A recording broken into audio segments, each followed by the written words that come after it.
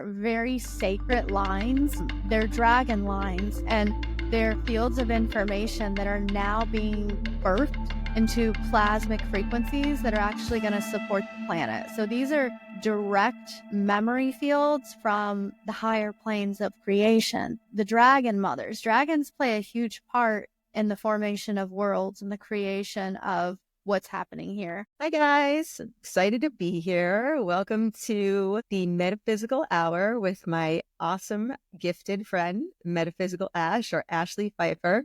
This is a little spin-off series we're doing with the Immersive Podcast, where we're basically giving talented people the chance to come out and share their gifts. So I would love to have Ashlea tell you about her gifts and her story. So go ahead, Ash, and thanks for being here today. Thank you so much, Jane. It's an honor to be here and to connect with you on the Immersive Podcast. My name is Ashlea Piefer. I also go by Metaphysical Ash. I am your spiritual guide and meditation coach. I help the spiritually awakened, and the psychically aware navigate the challenges they come across on their journey of self-mastery and self-actualization. That's awesome.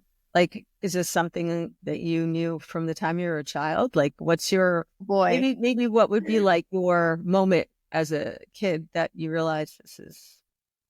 I didn't realize as a child. It only hit me once I was an adult. I actually felt for the longest time that my sensitivities, my awareness, and my vision into the other realms was mental illness.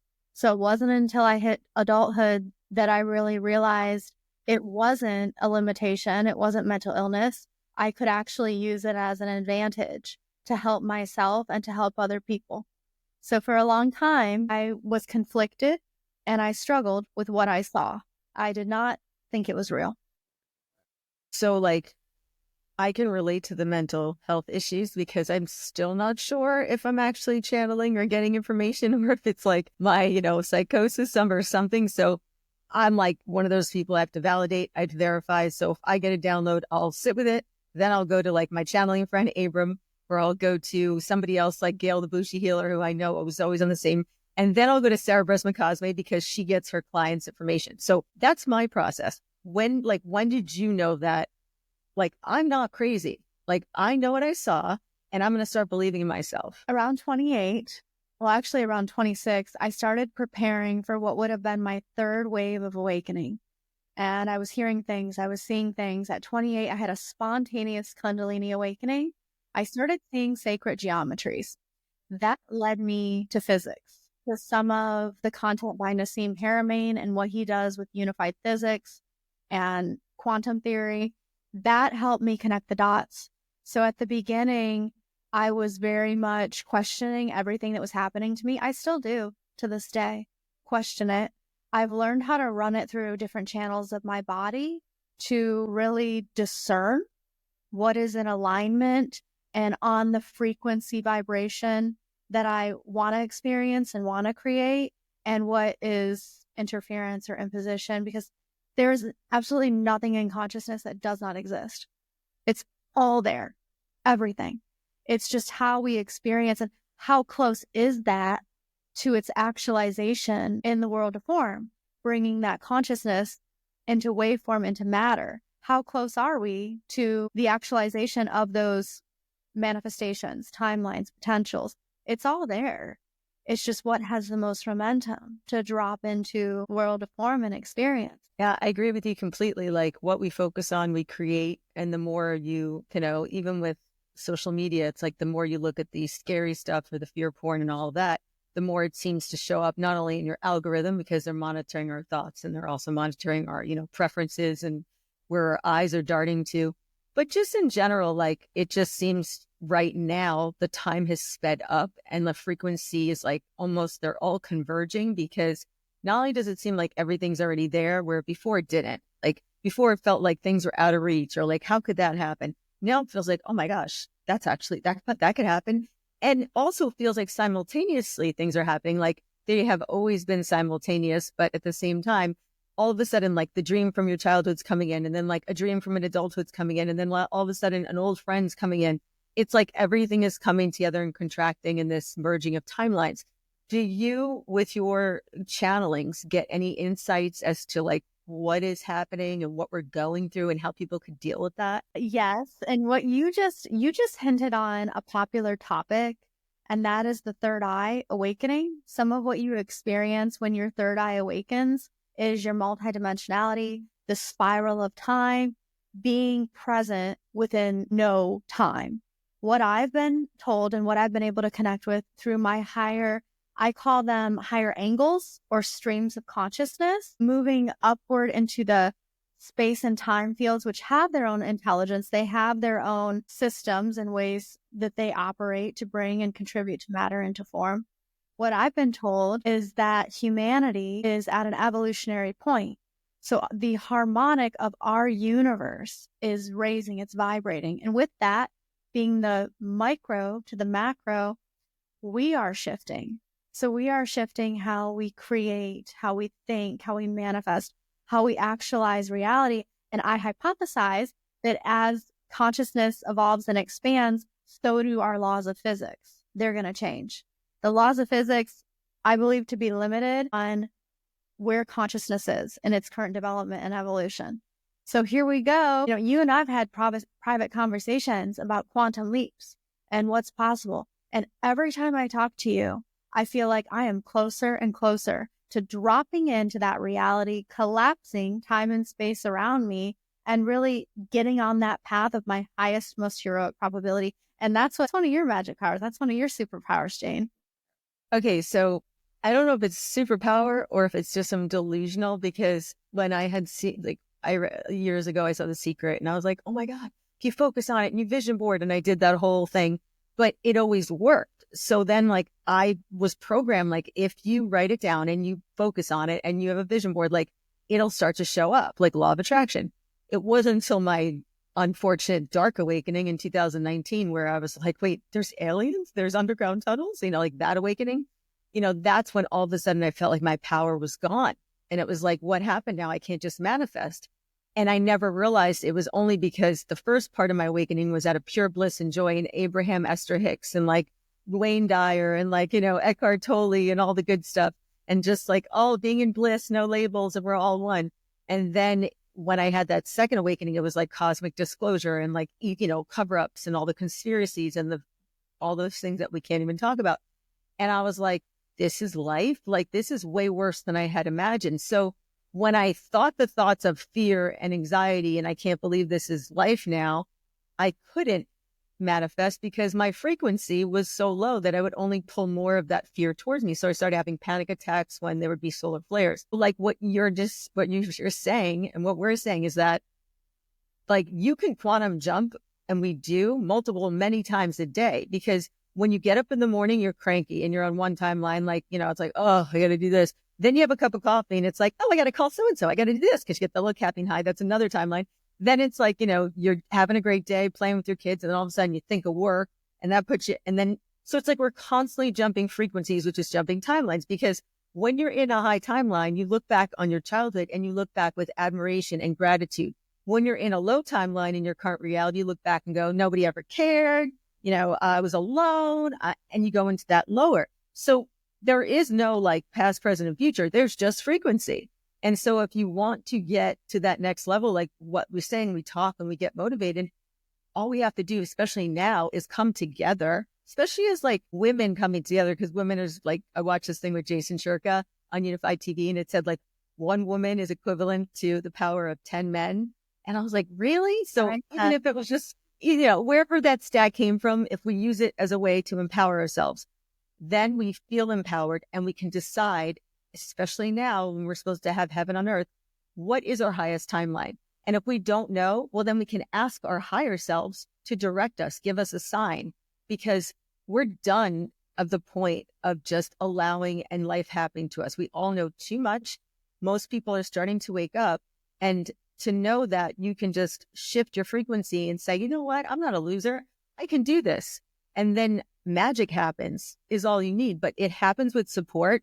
So when you said that it's my superpower, it's only my superpower because people like you, because I'm afraid to talk to most people, and I'm afraid to talk to girls, and because I have my own, feminine wounds. So when you came along and this beautiful, I got dressed up for you, because you're so glamorous You look and great. you're so down to earth and you're so like, you're just so good at what you do. And like, you have such a great, calm way about you. I was like, okay, so now I'm going to work with somebody who is not only teaching me so much, but we're coming together to raise up the fact that, you know, women can support each other. And if there's other women out there, the Metaphysical Ash Hour, which is produced by, you know, Ash, so it'll go any direction you want.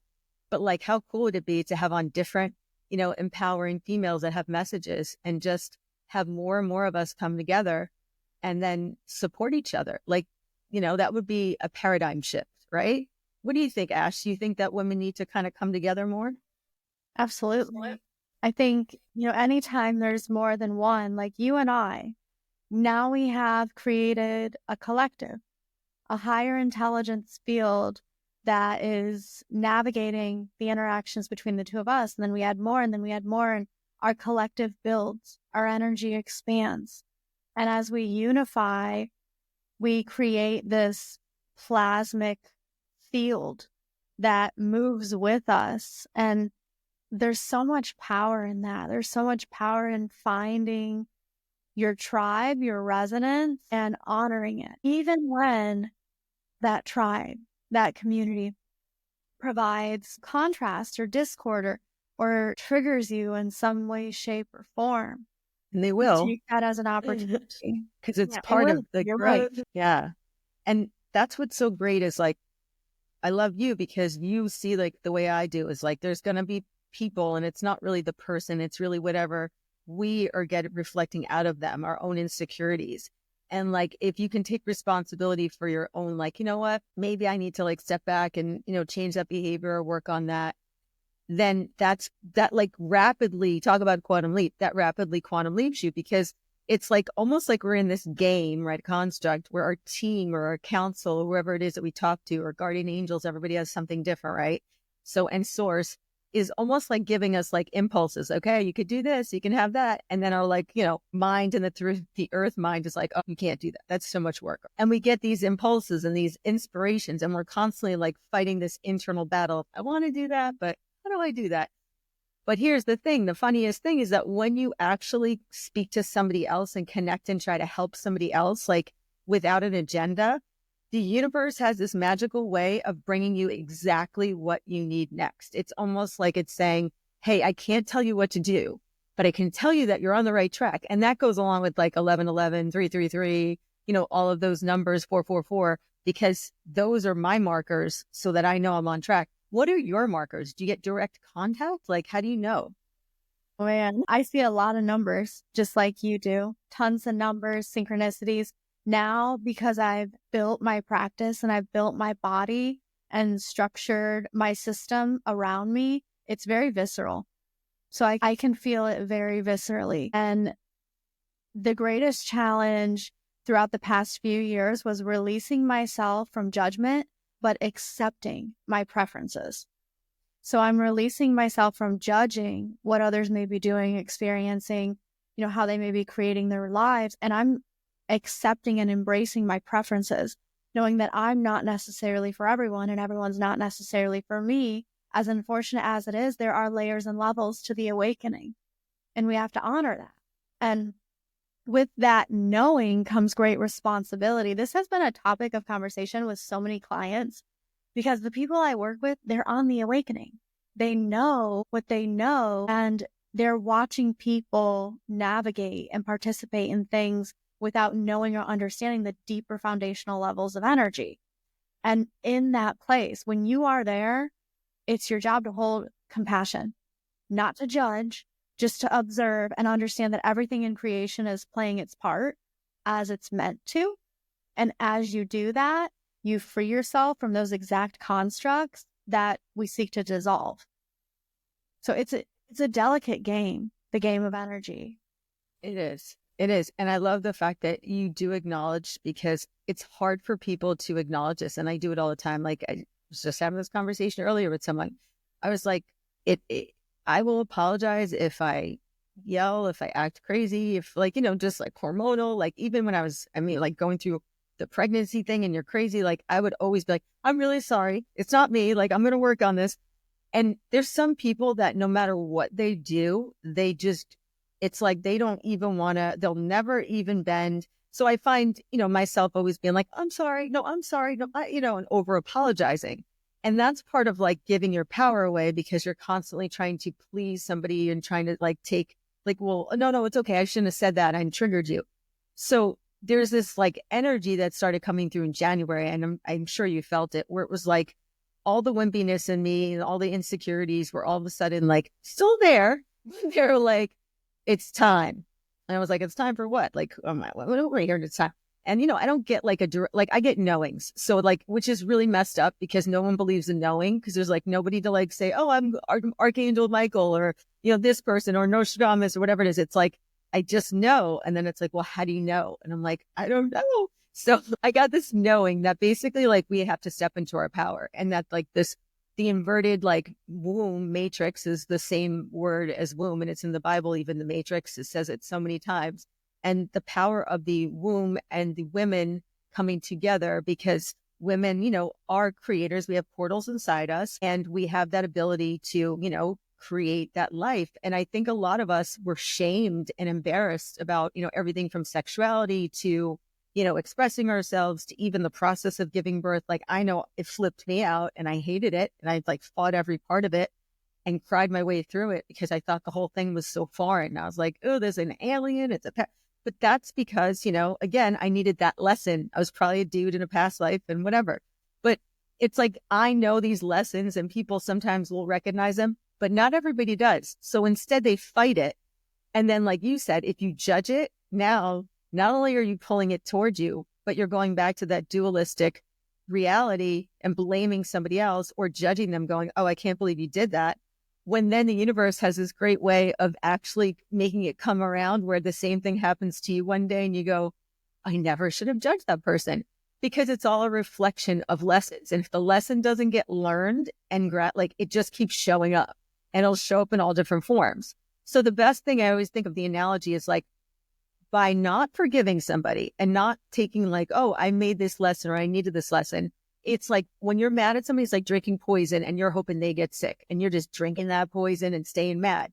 And I always remember that, like, why would I want to poison myself and hold on to this anger when like then they win again?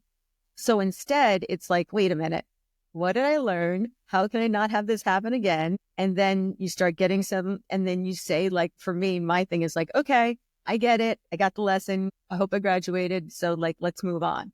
And I swear, when we talked about quantum jumping, after doing that, magic happens, because they're like, all right, she's not ignoring it. And that, if you think about it, the whole purpose of Earth is to be conscious and to be aware and to actually like intention and to accept, like you have to ask and you have to give consent. So if you're just sitting there doing nothing and you don't even acknowledge that it's a lesson, then nothing ever has a witness or has a space to go into making it better. It's almost like you're just putting a lid on it and you don't want anybody to see it, and you're just shoving it down. And nothing ever can then energetically, come out and be transmuted into the lotus flower. So I love the way you put it. And for people who at all different levels, there's some people waking up that are like, this sounds like crazy. What are they talking about? And they're just waking up to, wait, fluoride's bad? Or, wait, maybe I should do a detox. Maybe there are heavy metals. Then there's people like us who, you're more advanced than I am, because you can channel and do all this amazing stuff. But there's someone like me who's like a bridge, who was in biotech and had to like completely assess my life of what felt right, because my downloads were getting stronger. But then you get to your level, and like your level blows me away, because it's like the stuff that of like it's like magic, because you can actually get downloads, right? And direct communication. Can you explain like who your guides are? If they have like, if it's a collective, or like a little bit more about what you're doing with your channeling? Yeah. So the part that I play in consciousness in this quantum soup is I'm highly psychically aware. So I can tune in and connect with some of those higher spheres of intelligence, the creator God worlds. When I came into this universal construct, I came through a specific ray, a specific sound tone field that was golden, and it's connected to a specific order. And because of the way I came in and what I'm able to connect with, my consciousness is expanded. I'm able to reach different angles of intelligence. I realized this after that Galactic Origins cruise because it was so easy for me to tune into all these galactic channels and alliances. There wasn't a single one that I couldn't tune into. And I realized that pretty quickly. And I think we all have this capability, and we're all navigating consciousness and offering the gifts that we're meant to give. When we put ourselves in a position and we're looking at other as superior or inferior, that's actually a misalignment with the entire structure. So as I'm on this call with you, it's the we, and we both have our gifts. And Jane has her contribution, her genius, her intelligence, and I have mine. And then together we create the we. And if we can develop that mindset and use it anywhere we navigate without positioning someone as inferior, or superior, that's going to be where we connect directly in with our genius, with our truest, most pure alignment, truly, because we all have different gifts. And that's how I feel about that. Because I didn't want you to put me like I have. Well, I was doing to you what we did to the Anunnaki, what was done to I'm like, she's got this gift, and I get it. Like I could see how that happened back then, because you see people that are like, waking up, and then you see people who are able to channel, and they are like connected to the gods. So again, it's a human nature thing that we have this worship gene that all of a sudden it's like embedded in our DNA, a worship gene. So like, whether it's people who worship cars or people who worship celebrities, I don't know, if there's even any celebrities, but there's people who worship status. There's people, and it's almost like that's their thing. And for me, I tend to do it to other people, but it's not even like celebrities. It's like people that I meet and I'm like, oh my God, you're awesome. And that's you, because you're awesome. Well, thank you. But that's what I'm trying to do now. It's like, okay, if I could think this many people are awesome, then like, I mean, and they're friends with me and they're awesome. So like, maybe I'm not that bad. And like, it's amazing how it takes like almost such an talking to yourself, like in order to even get to that point. How did you get, because you're so poised and well-spoken and calm, and like you had your awakening at 28, right? In the Kundalini, but did you do like breathing and mantras? Like, yeah. Because I need something to like learn. I hold my breath all the time. I'm always like, I forget to breathe because I'll just like hold it. And then I'm like, why didn't I just breathe? So like just simple things like that I think people forget to do, which is breathing. Do you have anything like you can show us right now? So as we sit here, as we have this conversation, and for those who are watching, it's as simple as noticing where you are, how you are in space and time. So when you take that deep breath, you feel the lungs expand. You notice your spine, you notice your shoulders, you decide and intend who you're going to be. And then you choose your thoughts, because psychic attacks are real. Sometimes we think we're thinking. That's not always the case.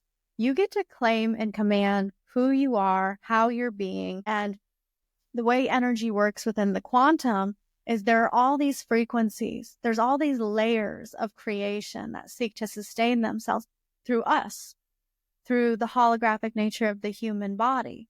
You get to choose. And as Jane is sitting here with me, noticing the front of her chest, the tip of her chin, the back of her head, she gets to reclaim and command who she is, how present she is here and now. And you notice what supports you, like you notice the chair. Look around you.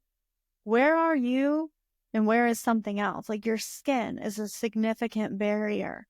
And this right here, the high heart, that's an activated chakra. And a lot of people, yours is activated, it's awakened. When it's vulnerable, we don't have boundaries there. It impacts your thymus and the stress hormones. So bringing awareness just to this area of the body and then bringing that 360 degrees is going to help you discern what's yours and what's theirs. Because when you awaken, when the human body goes through a physiological shift and your plasma is vibrating at a different level, you're seen. The energies in between the realms can see you. And that's a threat to their existence, because now you know the power that you hold, and you're no longer moving through life as a tool. You're going to be the one who impacts the environment rather than the environment impacting you.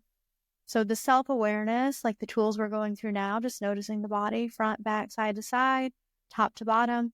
This is your house.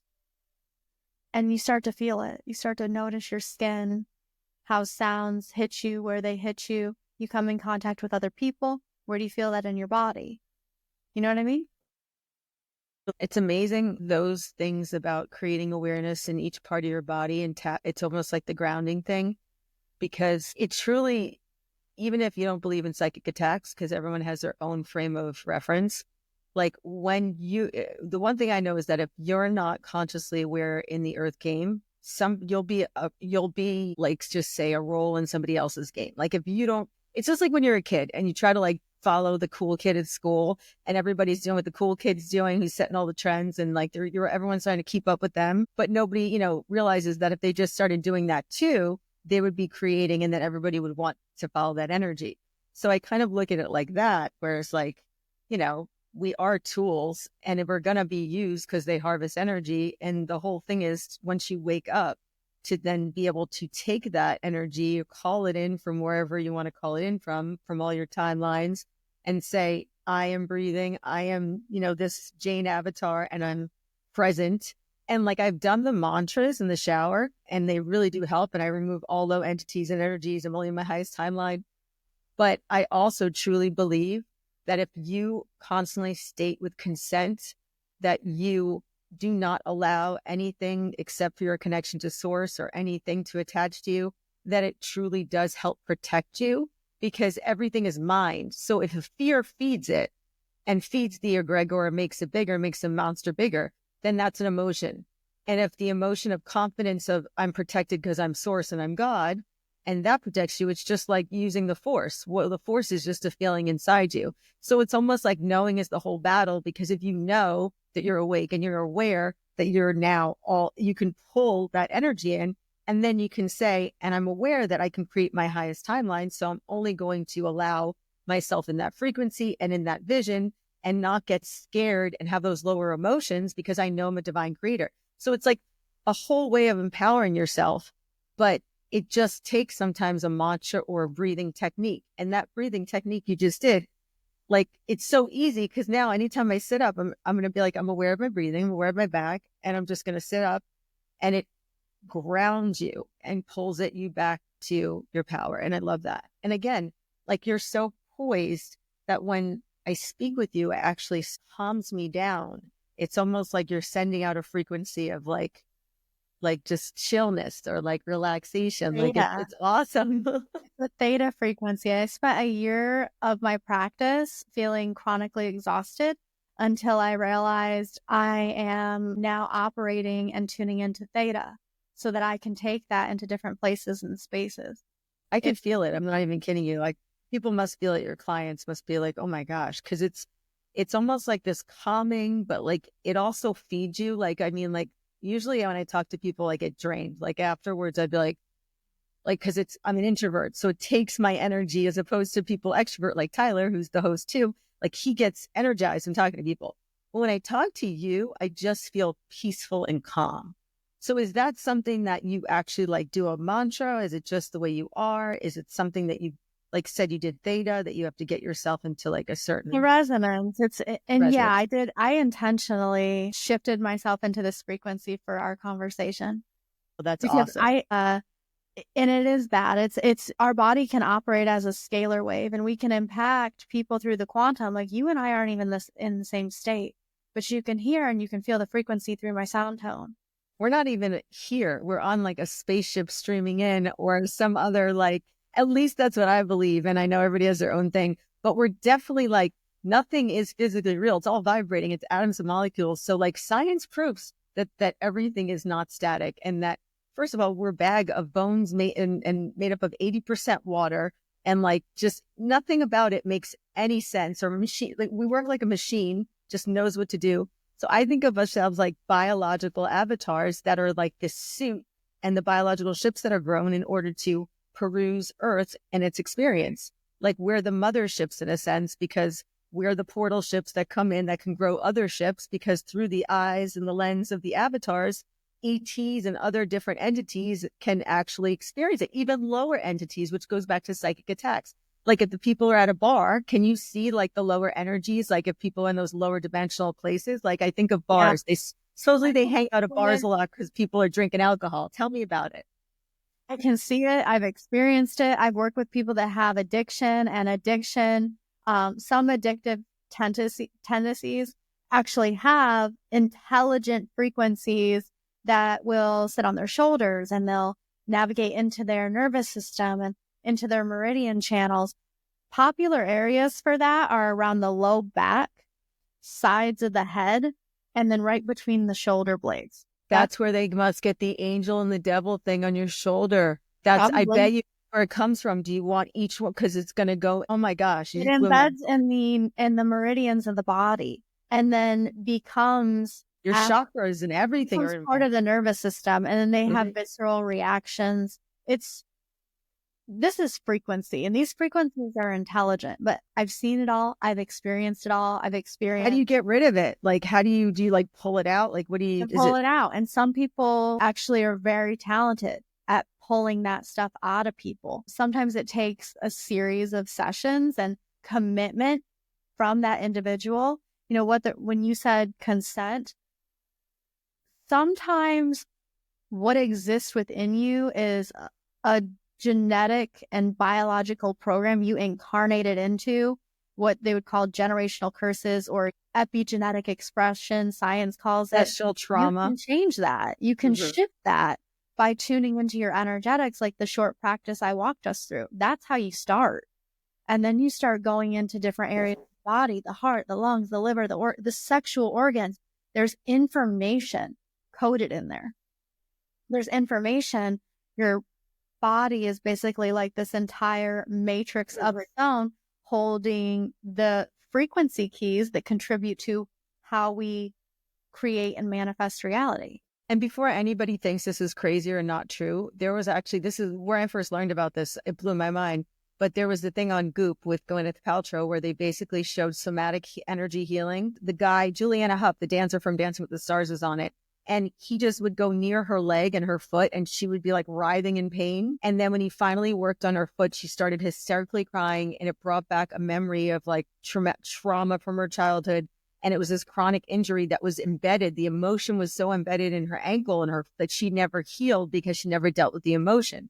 So people like don't maybe think that some people think everything is tangible. But if your Merkaba is at least 6 feet or bigger around you, depending on your energy field, and somebody's in that energy field and they're manipulating and they can move someone like Juliana Huff and make her do all these things and then also free up her emotions that were trapped in her foot, it's like, do we really know from what we've been taught? Or is this maybe something people should explore, that there's a lot more to the body? It stores emotions, it stores them in your chakras, it stores them in your meridian points. And how do you know when your whole life you could be carrying around this ancestral trauma that all you have to do is maybe acknowledge it, make peace with it, and release it, or talk to somebody like Metaphysical Ash who can teach you how to get into a higher level and also get away from those, old ancestral painful ties. So, I mean, I love everything about what you're doing because like we talked earlier, this could be heaven or hell, like this earth experience. Like we both said like there's people right now that are experiencing their hell on earth, and then there's people who are experiencing just not even taking like, just talking about like people, some people enjoy being tied up and being in bondage. And then to other people, that's like imprisonment. So like, it just shows you that there is a spectrum. And so if there is a spectrum so that we can choose, so that we even know what potentially could be our heaven on earth, because how do you even know if you don't know what you prefer and you're just in these blank bodies, in these blank worlds, and there's nothing to choose from? So we go through almost like this period where we're choosing, oh, I like that, until we get to the choice point of, okay, now it's time to either, create and allow those things, or to just constantly say, oh, I don't have that. And I think that's what this period of time is. It's like, what is your highest version and what is your heaven on earth? Because it's all based on what your belief systems are. And if you're going to let a belief system that's been programmed into you not allow you to enjoy the time where we're most free going into the age of Aquarius, then that's old programming, like the elephant we talked about, the baby elephant with a rope around its ankle. It grows up to be a big elephant, but it doesn't run away because that little tiny rope it just remembers that kept me as a baby stuck. we're free, right? So how can we free people now? And you're so skilled at doing this, like an exercise or something from your services and like the courses that you offer, to make people realize not only are you free, but like you have that ability to now have that choice point and create that heaven on earth instead of feeling like you're in hell on earth. Yeah. We use our mind as a tool. That's a powerful way. Wait, do you have a vision thing you do where you envision something? We can both envision and ask people to envision at the same time, like the power of the 100 monkey effect. I wouldn't create a vision because for me and what's worked for me in my work is teaching people to ask themselves the right questions, because you don't know what you don't know. And it can be challenging to visualize a future when you have absolutely no reference point. I mean, you can think to yourself, how good would it look? Can you visualize that? But even within that, based on current logic, you can create limitations. So you ask yourself, how good could it get?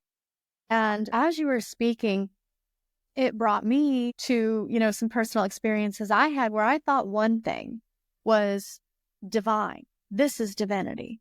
This is what it means to be a divine feminine, only to later learn that through my commitment, simply intent and commitment to be the best I can and to serve the divine, the highest to my capabilities, did I really recognize what divinity was and what it felt like. And I got closer and closer and closer to that. The more committed I became to that path, to healing my body, to detox, not just detoxing physically, but detoxing people, detoxing ideas, detoxing media that limited me and kept me in that deep, dark space. And I'm going to keep it real. I navigate those deep, dark, nasty, dirty places. I really do. And it's part of the work that I do. I'm not scared to go down to that depth of hell and to accept that I am that as well, because it gives me the momentum to reach the heights of heaven. I believe that's how I've been able to reach those higher spheres, because I've gone so deeply into the structure of consciousness where I recognize, I am all that is, the infinite. And how can I judge someone who has done these atrocities when I have actually gone down into that and felt it viscerally and accepted it without judgment? That's our capacity to hold and to expand and to support evolution and to purge out some of what isn't necessarily meant to be here on this planet, what wasn't part of the plan. Right. And I love that. Or even your individual timeline, because maybe there's stuff here, like everything exists and we're in a collective mind. So there's going to be stuff showing up that, no, I don't want to look at that. But that's the beauty of having your own ability in your own timeline to create your own reality. Because, if we get distracted looking at the collective's reality, which is usually based on stuff that was programmed into us, like MK Ultra and fear. So it's based on false narratives. And then if we keep looking at it and saying, no, this is wrong, we're only putting more energy into that timeline. But if we acknowledge it and say, okay, I do not consent to the WEF agendas. I do not consent to these things. I am a free will being. I am divine source energy, whatever you want to say. But my birthright is to have free will. That's the whole point of this planet. So basically, if I don't consent and I'm aware of your agenda and I only consent to my highest timeline, then at least like you're setting yourself up for, they're breaking spiritual law. And we know that if they break spiritual law enough, the ETs are supposed to show up. Just like if they break the, nuclear bomb thing, they're supposed to show up. So for me, in my own belief system, because somebody who believes in something totally different would think this is insane, I use the tool of my mind to give myself permission slips to not be scared by saying, okay, anything is possible. But if I truly am divine source energy in a human suit, then I should be able to, if everybody needs consent, like even the vampire needs consent to come to your house, you need consent to even get help from angels, you're supposed to ask. So if everything's about consent and I don't consent to any of that, I only consent to my highest timeline, then according to the rules of the game and the spiritual laws, I should be protected. And if I'm not, well, then game over. You need to fix the game because it's not right. And supposedly the game has been fixed. Supposedly the light is won. Supposedly we made it. And that's why we're all here. So now the only thing that doesn't allow it is the fighting against it. Because if you pick a side and you judge and you think you know better, well, the same thing's going to happen like last time. I thought Oprah was great. Learned a hard lesson there. You think all of these things. I never knew what was going on with the whole Diddy situation and all of that. And I grew up in Brooklyn, New York, and I was into Biggie and all of that. there's been timeline shifts. There's been Mandela effects. There were definitely things that were, I mean, Betsy Ross, when I was a kid, sewed the first flag. And I know that. And guess what? It's not that anymore. It's somebody else. It's some dude. So the point is that there's definitely been some timeline slips. I mean, everybody remembers even the movie Shazam, not the Kazam or whatever it is with Sinbad. Anyway, I'm just putting a little breadcrumbs out there because I know I'm not the only crazy person that remembers Ed McMahon with red balloons and going door to door with the big check. All right. So these are real things that have happened. And if they're not real, then that means that there's a timeline manipulation, right? So if there's timeline manipulations and it's proven, then why can't we manipulate them too if we're so powerful? And since the whole game is a projection of our consciousness, if you believe you're powerful, you're powerful. So that's what I mean by I think we're at the point where it's not arrogant for us to realize how powerful we are as individuals, but we need to come together to realize that we're so much more powerful when we take each unique, authentic aspect of each one of us and we put it together, because not all of us are meant to be gorgeous and refined and speaking in public and doing what, some of us, like me, are a hermit. I will get off of this camera and put on my comfy clothes and just, hide from the world. But Just pretty comfy, cozy too. I know, but you're just you're always so glamorous. And I always think of you as being the healer to the stars, or not that the stars, but the healer to because everybody resonates to a certain personality. And you are even elevating me to be more of embracing my feminine side. It's not easy. I'm more of a masculine personality. So I'm learning from you, and it's a beautiful thing. And I think it's something that if we could just pair up each one of us that feels so different, I bet you we'd all realize that we're all connected. We all have something that we love about each other. And if we could just get rid of the competition, we would all help each other so much. I know I'll help you till we're done with this Earth project. Anything you need, support, and you would do the same for me. But we can do that with more people, more women especially. So not just to exclude the men, but I feel like we're in a woman period right now where the last bit of the puzzle, where Mother Earth is feeling, she needs love, and that mother energy and the whole distortion of the mother womb portal and the whole woman, feeling insignificant, when truly, we have to start believing in ourselves and supporting each other. And that's something I really hope. So people, reach out if you hear this, if you want to support other women, come on these shows, talk about your services, your products, whatever it is. Because how cool would it be to have a QVC, not QVC, but a show where you're talking to another woman and you're getting their story like yours and you're finding out how awesome they are. And then they're you know what? Let's offer a discount of the services for anybody watching this. And then you get to sell your services, but other women get to know you and then sign up and get a discount and support each other. And that's what I mean. It's we're all in this together. So on that note, before we go today, can you walk us through a little bit about your services and what you do? And then what maybe you want to end this, with meditation or something? Yeah, we can do a tune in. We can do a quick meditation. Sorry to talk so much. No, great. This is great, Jane. I love it. And I love you activate me. I go from being I'm so tired, then I talk to you and I'm ah, because you have so much wisdom inside of you that a lot of people are going to relate with. Thank you. My husband doesn't think so though. So it's, Okay. Sometimes it's the people closest to us that are our greatest challenge, that really do us a service in solidifying our knowing and confirming who we are. I went through something very similar. I was with my partner for almost 10 years. When I had my awakening, we separated. He thought I was crazy. I thought I was crazy. I heard that happens to a lot of people too. We came back together and things are different. I shifted energetically. He shifted energetically, because that 1 + 1 = 3, and that dynamic that controlled, our interactions became more harmonized when we both honored our authenticity rather than the fear. So we're playing this energy game. Mm-hmm. And there's a gift in the contrast they provide. And that's what I love to help people navigate. So I am truly passionate about working one-on-one with individuals who are spiritually awakened or psychically curious, to know and understand what exists beyond the veil and dive deeper into some of these esoteric practices. And I use a lot of science-backed tools and modalities and resources.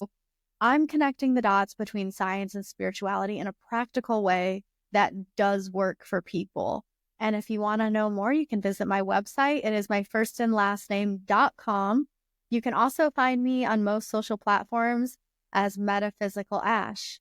And if you're interested, shoot me an email, schedule a session. I would love to meet you.